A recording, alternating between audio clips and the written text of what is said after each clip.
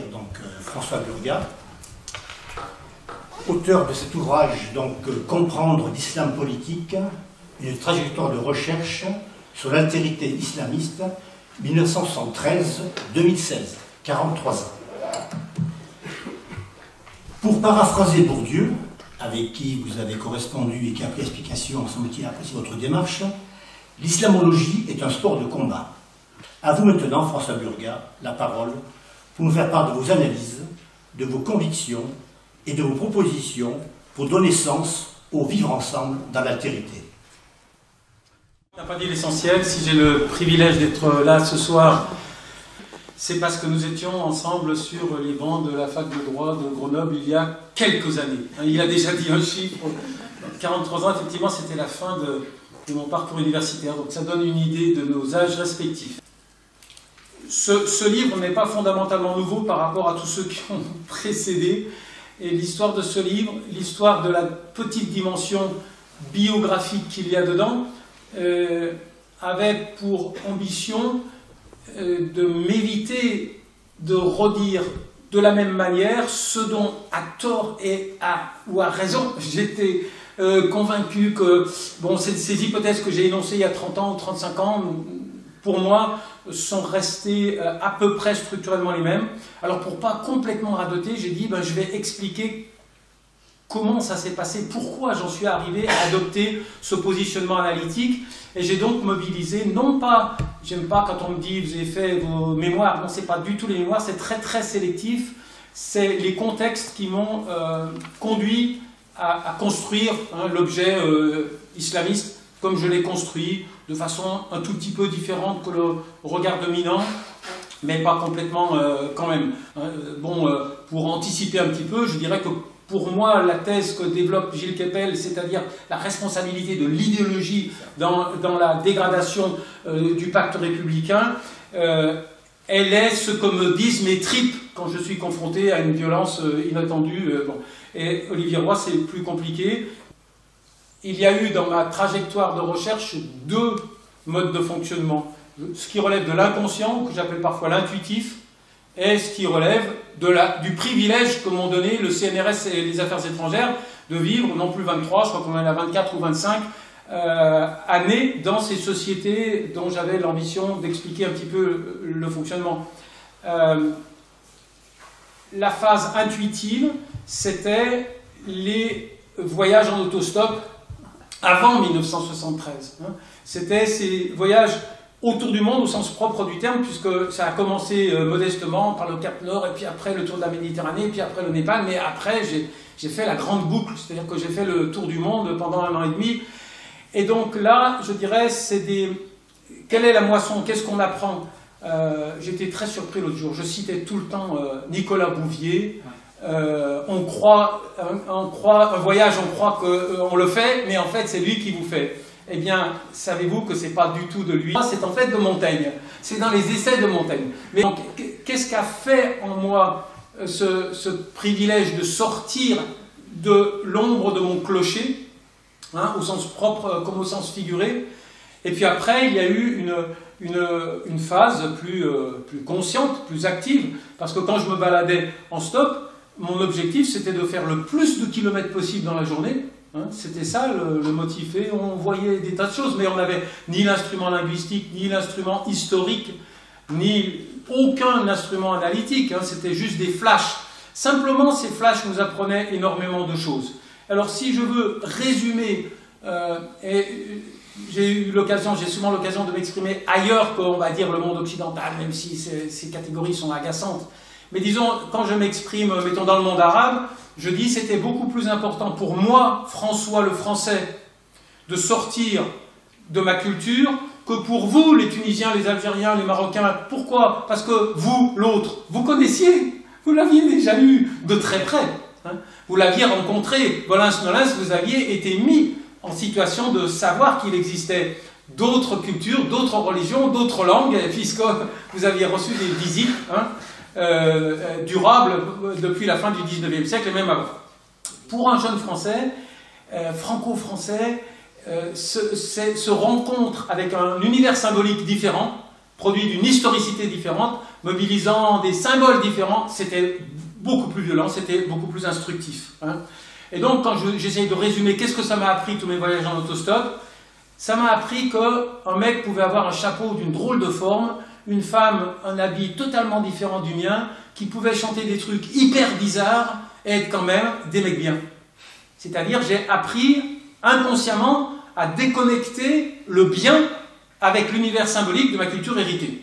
Vous allez me dire, c'est une grande banalité, mon cher ami. Ben non, c'est pas d'une si grande banalité que ça, et je prends des contre-exemples pour le montrer. En 1990, il y a 50 ans, en 1990, je faisais une conférence à Paris devant un public, je hiérarchise pas les publics, mais là c'était des hauts fonctionnaires, hein, et il y a quand même un monsieur qui m'a dit, mais c'est bien beau ce que vous nous dites, mais ces populations, est-ce qu'ils vont évoluer vers la démocratie, ou est-ce qu'ils vont continuer à parler arabe entre eux?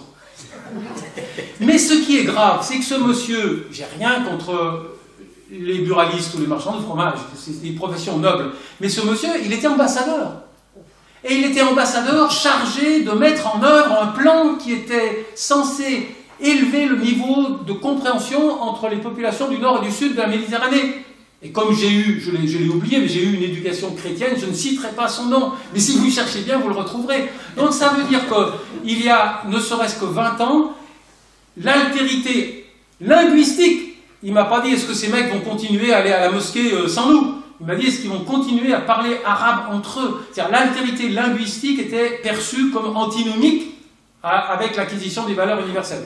Donc moi les leçons que j'ai prises, c'est de voir que des marqueurs culturels antinomiques le cas échéant avec les miens. Alors l'exemple que je prends tout le temps, j'ai vu un monsieur au Cambodge, il a pris une guirlande de pétards, et moi, pas des sens, parce que j'ai dit ça une fois dans les étudiants, ils sont tous partis d'un fou rire.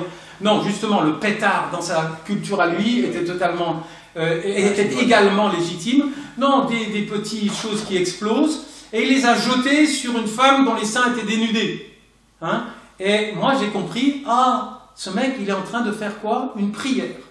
Il est en train de faire l'équivalent de ce que ferait mon papa ou mon tonton quand on partait en vacances à la mer et qu'on s'arrêtait à Notre-Dame de je sais pas quoi pour faire une petite prière pour se porter chance. Lui, il lançait une guirlande d'explosifs sur la représentation d'une divinité et il remontait dans le camion et on reprenait la route. Eh bien, il est sûr que ces multiples flashs, ne serait-ce puisque j'ai dit pétard, le pétard en Inde c'est vulgaire, c'est la populace, c'est le whisky qui est chic. Et nous, c'était exactement là. C'est le gros rouge qui est vulgaire et c'était le hashish qui était chic. Donc, on a bien exactement... Et donc, c'est ça que ça m'a appris, les promenades autour du monde. De déconnecter les cultures pouvant produire de l'universel de ma seule culture. Et je vous assure, le boulot, il était pas si simple que ça. D'accord? Alors, après, la seconde partie, ça a été plus... La seconde partie, c'est l'Algérie. Ce qui est fondateur, c'est quand on sort de sa culture héritée avec des ambitions de connaissances historiques. Et là, l'un des sous-titres de livre, je dis, j'ai appris en Algérie que l'histoire de l'autre, c'était peut-être bien une histoire autre que celle qu'on m'avait véhiculée. C'est-à-dire, j'ai commencé à lire, et je dis toujours, c'est pas les Algériens qui m'ont dit « Oh, si vous saviez ce qu'ont fait les colons !» Non, les Algériens n'en parlaient pas. Mais j'ai lu les mémoires des officiers de la conquête, et j'ai dit, oula, c'est pas tout à fait comme on m'avait dit. Moi, il y a une mémoire familiale, on disait, les cousins d'Algérie, c'était toujours plein, que les Arabes étaient des ingrats parce qu'on leur avait construit des routes et des écoles et ils nous avaient mis dehors. Et après, j'ai vu comment on était entré en Algérie, j'ai dit, oulou, c'est pas exactement ce qu'on nous avait raconté.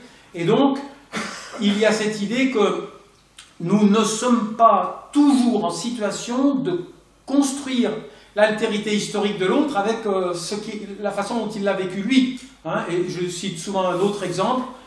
Un de mes premiers voyages, non pas en autostop, celui-là, il a un statut un peu à part, mais ma marraine de baptême m'avait emmené en Terre Sainte. Hein, et c'était encore avant l'autostop.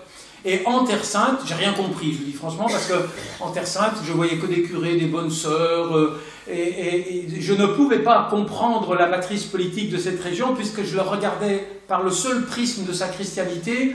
Les autres, c'était des accessoires esthétiques, qu'ils soient musulmans ou juifs, Et donc, c'était pas très riche comme prise de contact avec le terrain, si ce n'est qu'il y a un jeune qui m'a dit à un moment, et c'était à Jéricho. Jéricho, Ariha, c'est devenu la première ville à entrer dans l'émancipation de l'autorité palestinienne longtemps après. Moi, j'ai visité cet endroit. Je suis très fier, tout le temps, je sors mon passeport et je dis, regardez où j'ai atterri. Moi, j'ai atterri sur l'aéroport de Jérusalem, qui est l'aéroport de Calandia. C'est-à-dire l'aéroport de Jérusalem, c'était le principal aéroport national de Jordanie, et c'était à Jérusalem. C'est maintenant le petit aéroport de Calandia qui est fermé à côté du checkpoint qui donne accès au territoire palestinien. Et ce jeune m'avait dit, les Juifs ont pris mon pays. Et moi, j'étais resté comme ça. Mais qu'est-ce qu'il veut dire? De quoi il me parle? Alors peut-être que ça vous surprend, parce que depuis 1967, la question israélo-arabe, elle a quand même gagné le grand public. Mais croyez-moi, en 64, j'étais lycéen, eh bien pour moi, les Israéliens, c'était des gens qui faisaient pousser des fleurs dans le désert, des trucs où c'était la guerre, mais je n'avais pas eu connaissance, je n'avais pas été en situation de savoir qu'il y avait eu un épisode de l'histoire qui s'était construit dans la douleur, dans cette partie du monde. Donc, les séjours prolongés vont déjà m'amener à reconstruire une altérité historique plus sophistiquée que celle qui avait été véhiculée par la culture familiale. Je dis des fois, c'est pas méchant, la culture de Paris Match. Nous, notre culture, c'était la culture de Paris Match. Et c'est très très riche de... C'est ambivalent Paris Match, hein, mais il y a quand même une idéologie dominante de notre relation au monde arabe. Si vous voulez voir une idéologie dominante, il y a un petit livre qui est très amusant, qui a été écrit par un copain qui n'a qu'un seul défaut, il était diplomate au lieu d'être universitaire, mais bon, nobody's perfect. Mais c'est l'ouvrage de Louis Blanc sur le monde arabe dans les albums de Tintin. Et quand on voit l'idéologie, quand on voit ce qu'a, de façon, bon, pas insidieuse, c'est pas méchant, mais disons, l'image qui nourrissait nos imaginaires, s'agissant du monde arabe, bon, c'est une bonne synthèse aussi. Et c'est un peu la culture Paris Match, c'est l'idéologie dominante dont nous avons été nourris. Bon, les séjours au sein des sociétés vous amènent déjà, vous donnent le privilège énorme de reconstruire une historicité qui n'est pas exactement celle qui vous est parvenue, ou surtout de mesurer qu'il peut y avoir deux historicités différentes. Vous êtes sauvés, vous allez déjà marcher sur deux pieds. Vous allez devenir, qu'est-ce qu'il y a de pire sur Terre? Un Américain monoculturé. Nous, c'est moins grave, parce qu'on connaît, et je le dis dans le livre, ce que m'a appris mon long séjour aux États-Unis à laver les assiettes et à servir les sandwichs, c'est d'être le destinataire d'un regard, pas raciste, c'est un peu excessif, encore quoi, hein, quand on vous dit les femmes en France ont des poils sur les jambes, ou quand on vous dit avez-vous de l'eau dans vos maisons, il y a un petit côté quand même, bon. Mais c'est d'avoir été le destinataire d'un regard condescendant de la part d'une civilisation, entre guillemets, d'un interlocuteur, d'un autre qui se perçoit comme supérieur. Hein. Et un des autres chocs, c'était de découvrir le Japon, où la modernité technologique était supérieure à la nôtre. Moi, en 1970, je prends un train qui va à 220 à l'heure, j'en suis comme de rond de flanc, c'est l'exposition universelle de Saka, et pourtant, les marqueurs culturels de cet autre le désigne complètement comme un autre. Hein. C'est-à-dire qu'il n'est pas habillé en jean et en t-shirt, c'est vraiment, on est dans un autre monde, et pourtant, tiens, je vais apprendre que la corrélation entre modernité technologique n'est pas automatique avec mes marqueurs culturels. Vous voyez cette phase de formation qui va faire que je vais avoir une sorte de disponibilité pour sortir du paradigme criminalisant et à mon sens simplificateur de la construction de l'islam politique. Alors en peu de mots, quelle est ma boîte à outils pour parler du phénomène islam politique dans son ensemble? C'est une matrice historique. Je dis ce phénomène qui voit des gens faire un usage ostentatoire des marqueurs de leur culture musulmane, qui se trouve être une culture religieuse, mais qui pour moi, à mes yeux, est avant tout une culture non occidentale. Ça c'est très très important. Ce qui fait la popularité, à mes yeux, la capacité d'attraction de la référence islamique dans la région du monde. Attention, je suis en train de vous parler du monde arabe, je ne suis pas en France, d'accord?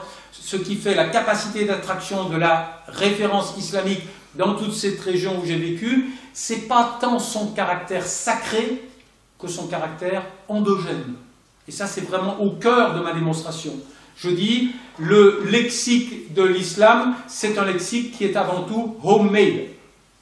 C'est un lexique qui a pour caractéristique d'affirmer la différence avec le système symbolique qui a été imposé à la faveur de l'overdose de présence occidentale, coloniale et post-coloniale.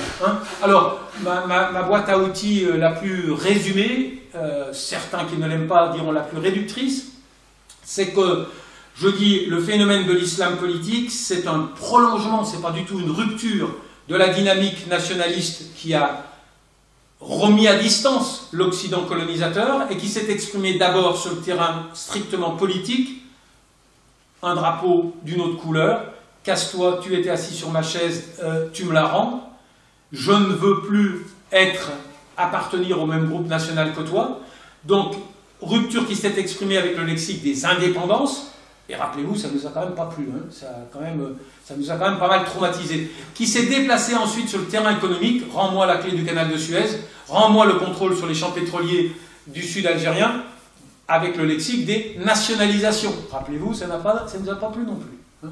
Le troisième moment, il ne faut pas simplifier, mais les catégories sont quand même éloquentes, le troisième moment c'est pour exprimer mes besoins normatifs dans ma société ou mon mode de communication avec l'environnement, je ne vais plus utiliser seulement la terminologie qui m'a été imposée pendant la période coloniale comme étant la seule à pouvoir produire de l'universel. Je vais parler avec un langage homemade. Je vais parler musulman. D'accord? Vite, une fois qu'on a dit ça, il faut dire que le parler musulman, c'est un lexique et pas une grammaire. Et ça, c'est absolument essentiel. Ça veut dire quoi? Ça veut dire que si demain matin, moi, vous, n'importe qui dans cette salle, quel que soit son héritage religieux, décide d'être, je vais prendre mon cas, plus chrétien. Hein, demain, là, j'ai une illumination, je vais être plus chrétien en politique et en société. Eh bien, je me retrouve devant un spectre de possibilités d'appropriation de la religion et de l'héritage chrétien qui est extrêmement vaste. Je peux faire chip chip, je parle aux oiseaux, comme mon saint patron, Saint François d'Assise, que j'aime beaucoup parce qu'il a attendu d'avoir un certain âge avant de revenir aux exigences de la vie austère, et donc il me reste encore un peu de temps. Et je peux être un juge des tribunaux de l'Inquisition, et je peux être un mormon américain, et je peux être un adepte de la théologie de la libération, et je peux être un démocrate chrétien italien des années 60, etc., etc. Au nom de ma religion, je vais avoir une boîte à outils politique qui va être quand même extrêmement variable. Eh bien, dites-vous bien la même chose, et ça ne plaît pas à tout le monde quand je dis ça. Un musulman très croyant, il n'aime pas qu'on dise, avec le lexique, avec les références de la religion musulmane, on peut adopter toute une série de postures très très différentes. Et pourtant, c'est la réalité. On peut, en se disant très musulman, faire, et je vais rester dans l'enceinte limitée de ce qu'on appelle les mouvements islamistes. On peut être ce qu'a été Rached Ranouchi, le Tunisien du mouvement Nahda, qui a collaboré à l'adoption. Alors ça, c'est un vilain frère musulman. Vous voyez, vous avez déjà un début de réponse sur ceux qui me reprochent de ne pas les criminaliser systématiquement. Eh bien, vous avez un mouvement qui a contribué à l'adoption d'une constitution considérée comme parmi les plus démocratiques et les plus laïques du monde arabe. Et Rached Ranouchi, il a dit, vous voulez voir des musulmans, ce que c'est des musulmans? Alors s'il vous plaît, allez les voir sur la côte ouest des États-Unis.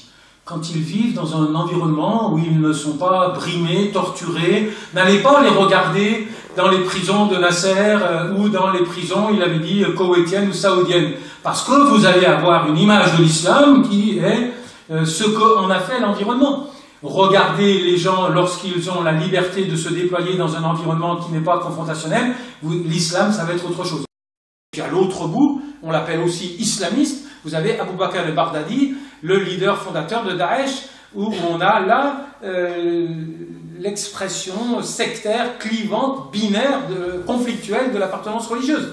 Le problème, c'est qu'on appelle tout le monde des islamistes. Hein, et donc le mot devient dangereux parce qu'il fait, je dis mot valise, il fait plus de bruit qu'il n'apporte de lumière.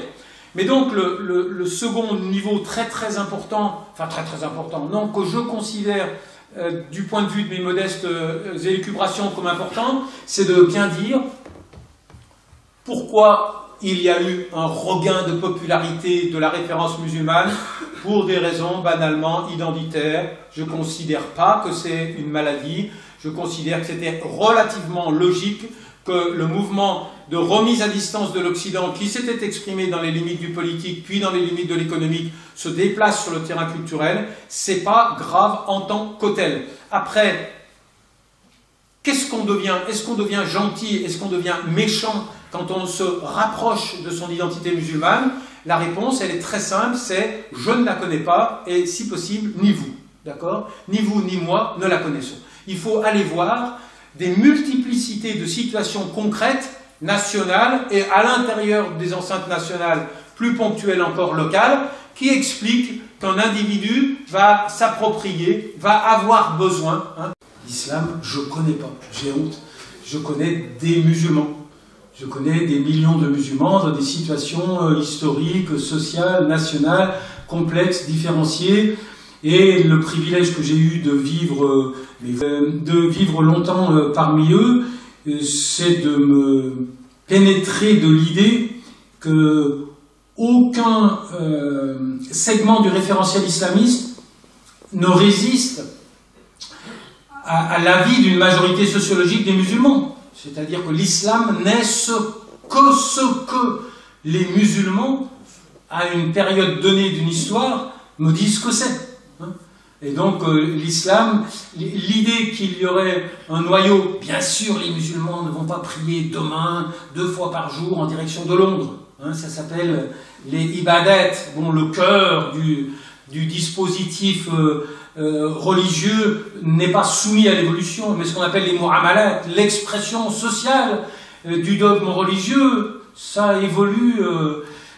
Toutes les exégèses sont possibles. Je prends la célèbre sourate que je ne devrais pas citer parce que je ne la connais pas vraiment par cœur, qui dit épouser 1, 2, 3, 4 épouses, sauf si vous craignez de ne pas pouvoir être égal à l'égard de chacune d'entre elles.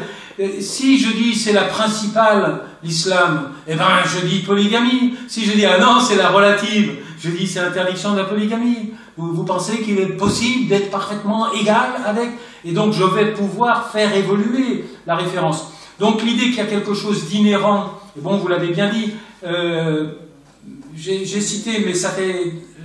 L'inconvénient des dieux, c'est que ça, je l'ai dit il y a 2 livres au moins, et je l'avais emprunté à un spécialiste de Proust qui disait pas plus que l'IRA, l'armée révolutionnaire irlandaise, Irish Revolutionary Army, n'est comprise dans la Bible, et Al-Qaïda n'est explicable par le Coran.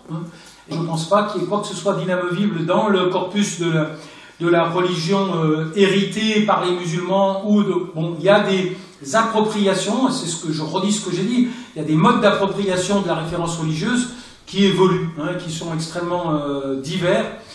Le lexique musulman, il n'est pas seulement sacré, il est endogène, il est perçu comme lié à la culture de l'ancêtre avant l'irruption, avant la fracture coloniale.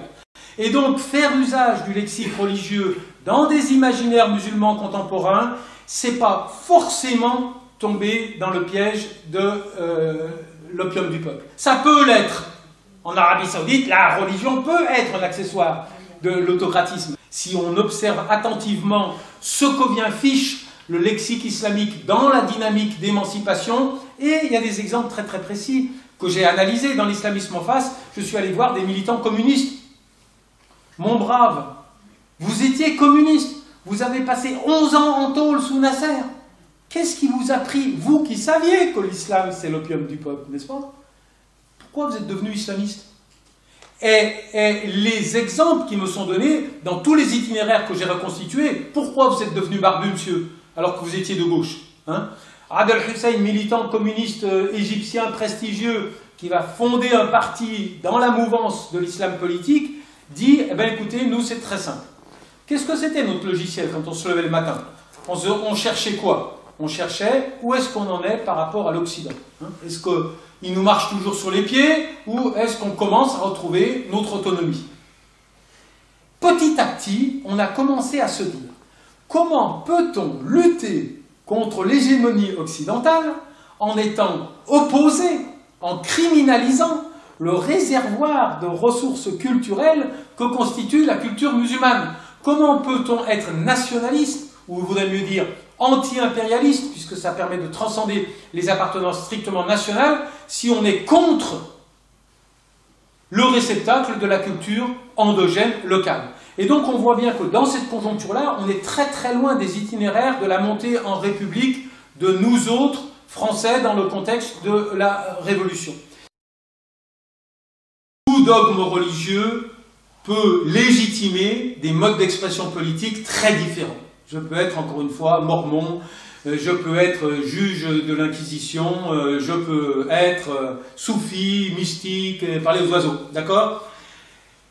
L'idée qui est la nôtre, trop souvent, notre réflexe, qui est de condamner l'expression radicale, clivante, binaire du dogme religieux. Ah, c'est pas du bon islam, je vous le dis, ah, on a tout dit.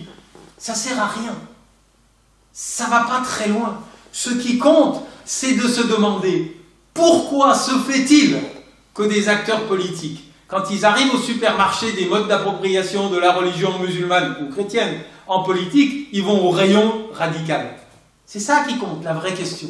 Quels sont les mécanismes qui produisent des individus qui ont besoin d'un lexique binaire, clivant, radical, oppositionnel pour se sentir bien? Et si on accepte de poser la question ainsi, eh bien, vous verrez qu'on fait avancer le schmilblick d'une réaction constructive à cette violence. Si on se contente, hein, quand ça ne va pas, qu'est-ce qu'on fait? On organise un séminaire sur l'islam, et puis on a un gentil musulman formaté France Culture qui vient nous dire « Je vous jure, ces jeunes-là ne connaissent rien à l'islam. Ils connaissent cette sourate, ils ne connaissent pas l'autre, ils connaissent cet exemple, ils ne connaissent pas le deuxième ou le troisième. » Et on est tous contents, on dit « Bon, on y a échappé, mais ça ne va pas très très loin. » Le problème de l'approche de la violence politique par l'islamologie normative. La violence est causée par une mauvaise compréhension de la référence musulmane. Et ben on va réformer l'islam. Ah, j'adore l'expression. On va réformer l'islam. On va réformer l'autre. C'est toujours plus facile de réformer l'autre. Et ça ira mieux chez nous. Et le danger, il est là. Si vous entrez dans la porte de la violence politique par le prisme de l'islamologie normative, vous vous privez de l'essentiel. Qu'est-ce que c'est l'essentiel? C'est de penser votre propre part de responsabilité dans le mécanisme qui fabrique des individus qui ont besoin d'utiliser un langage radical. Si vous entrez dans le problème du djihadisme par la porte de l'islamologie normative, comme l'a fait, malheureusement, je le regrette, j'ai honte, mais depuis il s'est rattrapé le CNRS ou le ministère de l'Éducation scientifique, de l'Éducation supérieure. Le CNRS a dit « Waouh, nous allons contribuer à la lutte contre le terrorisme. Alors on va financer de la recherche. Voilà, bravo, j'approuve. Et alors on va créer 10 postes. Ouais, c'est pas rien, bravo. Et en quelle discipline les 10 postes? Ils ont corrigé depuis. Ça a été un tout petit peu nuancé. Il faut dire qu'on était quand même quelques-uns à avoir crié très fort. 10 postes en quoi? En islamologie. On va étudier davantage l'islam et donc on va agir sur les mécanismes qui fabriquent la violence. Sous-entendu, la violence, elle vient de l'islam. Il y a une sourate, il y en a plein qui sont bien des sourates. Alors il y en a une de coucou. Alors on pourrait couper un peu, et puis il faudrait former mieux les imams, pour pas qu'il y ait des imams radicaux de banlieue. Je sais que je dois choquer certains d'entre vous, parce que ce logiciel, il fonctionne bien, il est très satisfaisant. Ça vient de la culture de l'autre, le problème vient de la culture de l'autre. Et moi je dis non. Je vous demande d'inverser la problématique complètement. Le pacte républicain en France n'est pas en situation de dysfonctionnement parce qu'il y a parmi nous, j'espère qu'il y en a un ou deux dans la salle, des gens radicalisés qui ont envie d'exprimer leur rupture, leur insatisfaction des conditions de leur insertion dans le groupe. C'est l'inverse. Il y a des gens radicalisés parce que le pacte républicain ne fonctionne pas. C'est dans ce sens-là qu'il faut prendre la problématique. C'est les dysfonctionnements du vivre ensemble qui fabriquent de la stigmatisation, de la marginalisation et qui mettent sur le marché des individus qui attendent de trouver, si vous me cassez les pieds un peu, encore, bien que nous soyons d'excellents amis, je vais commencer à chercher une possibilité de vous manifester en retour le refus que vous me manifestez, à ce moment-là, et à ce moment-là seulement, je vais regarder quel est le lexique qui me permet d'exprimer, et le cas échéant, de légitimer la contre-violence. Mais ce n'est pas l'inverse qui se produit. Un petit jeune en pleine santé, épanoui et reconnu, qui tombe par erreur sur une page de Saïd Qutb, il ne va pas le lendemain matin faire un attentat. Ce n'est pas du tout ça le processus. Et donc ce que nous devons comprendre, c'est le processus extrêmement complexe qui fait qu'une strate du tissu national, je vous fais une confidence, je suis savoyard, hein, et ça, bon, c'est pas très original, mais ce que vous ne savez pas, c'est la définition du savoyard que donnaient les dictionnaires classiques au milieu du 19e siècle. Hein. Vous cherchez savoyard en 1837, 1849, se dit d'un individu ruste, grossier et malfaisant, se dit d'un individu, enfin, on sentait mauvais, on mangeait le pain des Parisiens, etc., etc. Bon, la tension, bien sûr, exacerbée par la conjoncture de la décolonisation avec la dernière strate du tissu national, produit des dysfonctionnements. Nous sommes dans une phase très difficile de notre histoire, nous sortons d'une phase d'hégémonie, nous sortons du confort d'une phase d'hégémonie. Et celui qui sort d'une phase de domination, celui qui était dominé, il joue une partition qui est relativement facile. Celui qui sort du confort de la phase d'hégémonie, c'est beaucoup moins facile à assumer. Et donc, le radicalisme politique est le produit des dysfonctionnements graves des institutions, de la représentation politique et de l'allocation des ressources. Hein, c'est un peu jargonneux, mais si un individu n'est pas autorisé à exister dans l'ensemble social, soit parce qu'il n'est pas accepté dans le mécanisme d'élaboration de la décision, soit parce qu'on ne lui file rien à bouffer et que les ressources, non seulement matérielles, mais symboliques, ne sont pas distribuées. Qu'est-ce que c'est les ressources symboliques? Le droit de parler sur France Inter pendant la tranche du matin. C'est simple, hein, c'est pas plus compliqué que ça. D'accord? Le droit à la parole publique légitime dans les médias, à qui il est donné? Si par hasard, en regardant, on s'aperçoit qu'il est donné à de fausses élites. Un de nos problèmes chéris en France. On adore ça. C'est hérité de l'histoire de la colonisation. Quand on veut dominer un groupe, un segment du corps social, il y a une façon très brutale. Ta gueule, c'est violent. Mais il y a pire. Il y a pire. Il y a pire, c'est je vais faire parler quelqu'un qui te ressemble en ton nom et qui va dire ce que j'ai envie d'entendre. Ça, c'est notre méthode.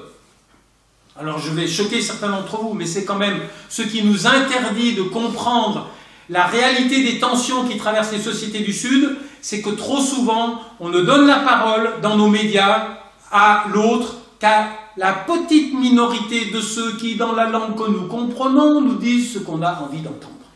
Voilà ma formule, que je répète depuis des années. On ne laisse pas s'exprimer le coefficient oppositionnel nécessaire. Un musulman doit avoir le droit d'être un musulman de mauvaise humeur. Il doit avoir le droit d'être un musulman qui dit « Vous faites des conneries en Syrie, vous faites des conneries en Irak. Je vous le dis en tant que Français musulman. » Une bonne quinzaine d'années, j'avais dit, en analysant très cyniquement, je disais « Si les voix musulmanes, je veux dire, mais musulmanes avec des poils au menton, quoi. Le musulman de chez musulman, pas le musulman sociologique, mais le musulman protestataire oppositionnel, avait été associé plus étroitement à la prise de décision politique, en politique étrangère, en France, depuis 20 ans, eh ben, on y aurait gagné. On aurait fait moins de conneries. Des musulmans de chez musulmans nous auraient dit, vous savez, oui, Ben Ali, c'est bien, mais quand même, faites attention, il y a des pans entiers de la société qui, on nous aurait dit, Moubarak, vous savez, un de mes traumatismes, je radote, mais c'est un traumatisme que j'adore répéter, un de mes traumatismes de citoyen français, c'était en 1990 au Caire, c'est quand j'ai vu arriver Alain Poher pour décorer le président Moubarak du prix Louise Michel des droits de l'homme et de la démocratie. Hein? Et vous savez qui on avait décoré juste avant, hein? Zine El Abidine Ben Ali. Et vous savez qui on allait décorer juste après, hein? Bouteflika. Bon, donc c'est quand même cette formule-là qu'on doit inévitablement admettre qu'un musulman dans le tissu national doit pas être un musulman aseptisé, formaté. Je vais choquer, France culturisée, je sais, c'est vilain. Mais je veux dire, la catégorie des émissions sur l'islam qui formatent notre perception de la conscience musulmane ne sont pas en prise avec le corps sociologique. C'est-à-dire, vous prenez le monsieur qui parle dans le micro, vous le mettez dans le monde arabe en tant qu'orateur et vous regardez combien il y en a qui suivent. Je passe rarement à la télévision, ça vous le savez, vous pouvez le constater, mais il y a des exceptions. Alors une fois récemment, j'ai été auditionné à l'Assemblée nationale par la commission d'investigation sur Daesh. Je ne le savais pas, j'aurais été plus calme et plus beau si j'avais su, mais c'était retransmis par LCP, donc ça tourne en boucle, vous pouvez retrouver ces séquences sur YouTube. J'ai dit, le problème c'est qu'en France, un bon musulman, c'est-à-dire un musulman qui est accepté, qui est légitime dans l'espace public, c'est un musulman qui n'est plus musulman. Mais le musulman qui a gardé à la fois une croyance et aussi une historicité politique, eh bien celui-là, c'est un intégriste. C'était toi, Mohamed. Vous avez vu que Juppé, qu'on appelait Ali Juppé, puisqu'il était supposé être dangereusement vendu aux islamistes, a éprouvé le besoin, n'a pas pu faire autrement, lui aussi, que d'interdire Tarek Ramadan à Bordeaux. Donc on en est là. Hein. On en est dans une situation où le vivre républicain ne s'accommode pas d'une parole plurielle. Et tout de suite on dégaine, vous acceptez pas quoi, la laïcité. Mais si, bien sûr, je vous défie de trouver un seul infime compartiment de la laïcité bien comprise, celle que connaît très bien Michel Miaille, d'un point de vue non seulement politique mais strictement juridique, qui soit mise en danger. Donc, quels sont les reproches que je fais à Olivier Roy et Gilles Kepel? Je vais forcer le trait un petit peu, d'accord? On ne peut pas normalement s'exprimer en noir et blanc, donc vous réintroduirez des nuances. Mais pour Gilles Kepel, les djihadistes, c'est des fous de Dieu, c'est-à-dire qu'ils ont été contaminés par une interprétation binaire, clivante de leur foi religieuse, et ils mettent en danger le pacte républicain. Pour Olivier Roy, ce sont des fous tout court. Hein, ce sont des fous tout court, c'est-à-dire ce sont des nihilistes. Et ça n'a rien à voir avec la religion. Dans les deux cas, il y a pour moi... Alors il faudrait compléter ce que dit Olivier Roy. Olivier Roy dit, qu'est-ce que ça veut dire être des nihilistes? C'est-à-dire que ce sont des individus, ils disent des pieds nickelés, qui sont totalement coupés. Alors l'avantage, vous êtes musulman, vous n'avez aucune responsabilité, parce que je vous assure, ces gens-là, ils n'ont rien à voir avec vous. Bon, je veux bien, ils n'ont rien à voir avec la communauté musulmane. Donc, on ne peut pas méthodologiquement mentionner les souffrances post-coloniales ou communautaires des musulmans en France, puisque ces gens-là n'ont rien à voir avec eux. Et Olivier est extrêmement explicite, il dit... L'explication qu'il dit, ça a à voir avec le conflit israélo-arabe, ça a à voir avec les politiques étrangères françaises dans le monde musulman, et notre interventionnisme, ça a à voir avec l'imaginaire colonial qu'on n'a jamais écrit, parce que la grande caractéristique de la France, c'est que pour tourner la page coloniale, il faut l'écrire. Moi, je suis d'accord pour qu'on la tourne, c'est urgent qu'on la tourne, mais pour la tourner, il faut l'écrire. Or, en 2007, Sarkozy nous a dit que la colonisation c'était un rêve de civilisation. En 2012, Fillon nous a dit que ça n'a jamais été qu'une volonté d'échange culturel.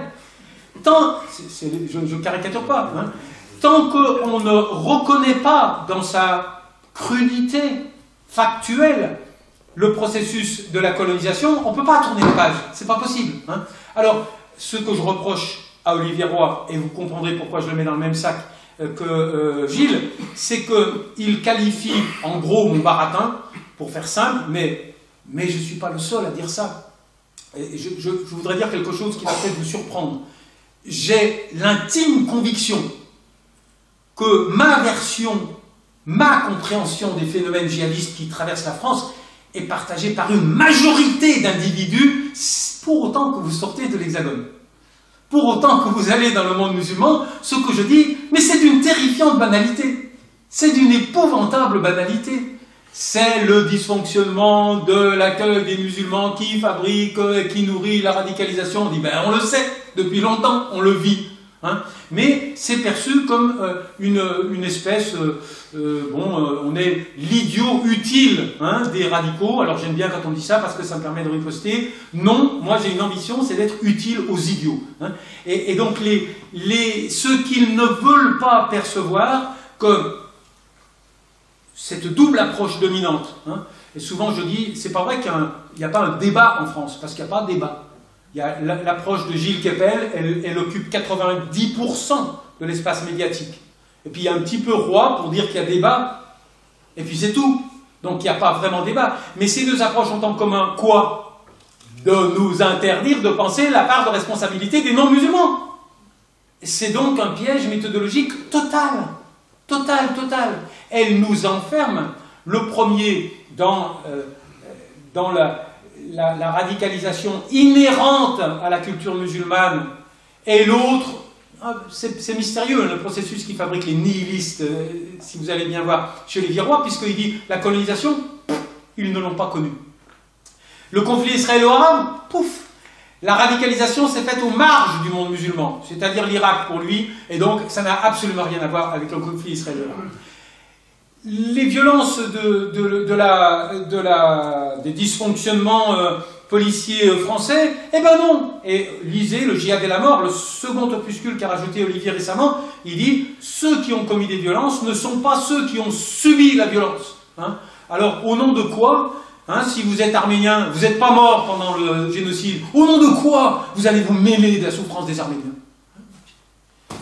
C'est l'idée que si vous n'avez pas souffert personnellement, vous n'êtes pas légitime à vous associer, vous n'êtes pas légitime à avoir une mémoire politique qui englobe la souffrance de votre groupe, auquel vous vous identifiez. Dites ça à quelqu'un de confession juive. Vous n'êtes pas, eh bien alors, de quoi vous vous mêlez hein? Mais quand même, Olivier, mon cher collègue, dit, la colonisation, ils ne l'ont pas connue. Aucune approche qui ne place pas au centre de la problématique les séquelles des dysfonctionnements liés au rapport de domination nord-sud, dans leur historicité longue et dans leur pérennité. Si vous évacuez tout ça, et quand on parle de ça, mes chers collègues disent, ils ont une propension à adopter une posture victimaire. Ça, c'est l'arme absolue. C'est-à-dire, quand vous dites « Aïe, vous m'avez marché sur le pied », on vous dit « Ah, posture victimaire ». Ça, c'est vraiment l'arme rhétorique suprême. C'est-à-dire que chez Gilles, ceux qui dénoncent la violence qui, à mes yeux, a fabriqué la contre-violence, ils sont discrédités. On dit d'eux que, eh bien, ils favorisent, ils flattent la posture victimaire. Hein, donc, pour résumer, je dirais non, il y a une inversion des effets et des causes. Et puis, il y a aussi une disproportion. Bon, vous pouvez googler, on a eu un petit échange animé avec Gilles, grâce à quelqu'un, Dieu sait que je l'aime pas, mais je le respecte parce qu'il m'invite quand même à m'exprimer, c'est Finkielkraut sur France Culture. Donc on a échangé un petit peu, et évidemment c'était 2 contre 1, hein, parce que c'était... Mais moi j'ai dit que cette fracture, hein, c'est le titre de l'ouvrage de Gilles, il la cultive éditorialement d'une main, mais il la creuse de l'autre. C'est-à-dire qu'on a une posture académique qui nourrit la fracture, qui interdit de penser la reconstruction avec les concessions. Et donc voilà, c'est pour ça que je dis des trucs sympas sur mes 2 collègues, mes 2 grands collègues dans le livre. Je dis qu'à mes yeux, ils sont parfaits. Pourquoi? Parce que quand vous êtes dans une posture de recherche, on est toujours en train de se tirer la bourre, qui sait qui va... Le pire des collègues, c'est le collègue qui est d'accord avec vous, c'est pas celui qui dit le contraire. Celui qui est d'accord avec vous, vous prend une part de votre marché. Alors que celui qui dit, je vous le jure, il n'y aura plus d'islamistes dans 15 jours, je le sais, c'est quand même ce qu'ils ont écrit tous les 2 au début des printemps arabes, vous vous dites, bon, cause toujours, on va attendre les résultats des urnes. Ceux qui disent quelque chose de radicalement différent sont d'excellents amis. Et donc, il n'y a pas de... Et surtout, je ne veux pas qu'on réduise ces différends à des différends entre égaux. Je pense que c'est quand même des questions existentielles dont nous sommes en train de débattre. Est-ce que oui ou non, nous avons une part de responsabilité dans les dysfonctionnements douloureux qui traversent nos sociétés? Moi, la réponse est oui, et je vais vous faire une confidence. Comme dans notre société, jusqu'à plus ample informé, nous sommes en une situation de domination, nous avons une part plus importante que ceux qui sont dans une situation de dominer. Et même chose à l'échelle du théâtre politique. Donc, toute explication qui surculturalise, qui suridéologisent l'explication de la violence en s'enfermant dans la nécessité de réformer le référentiel de l'autre, hein, est à mon sens une impasse méthodologique. Et s'il vous plaît, et ça sera ma conclusion, je dis pas ça pour être gentil avec l'autre. Je dis pas ça pour être gentil avec les musulmans. C'est la pire insulte que vous pourriez me faire. J'aime bien les amis musulmans de l'association, mais il y a quelques années, j'étais allé m'exprimer, on me l'a reproché depuis, j'ai été quasiment licencié de mon emploi à cause de ça. Je m'étais exprimé à l'UOIF, au congrès du Bourget. Et j'étais arrivé à la tribune, et je n'étais pas un grand professionnel, l'organisateur, mais il y avait quand même 10 000 personnes dans la salle. Et il a dit, je vous présente Monsieur Burga est un ami des musulmans. Et j'ai dit non, je suis désolé, ça ne me va pas comme définition.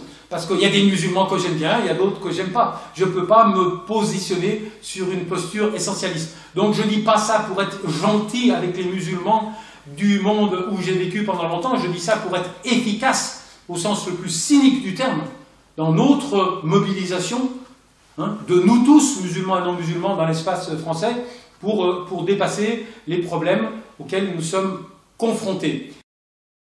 Qu'est-ce qui est arrivé à la révolution syrienne? Le pire qui lui est arrivé, c'est que toute une catégorie de forces politiques illégitimes, pour des raisons extrêmement cyniques, toutes différentes, l'ont soutenu. C'est le pire cadeau qu'elle pouvait lui faire.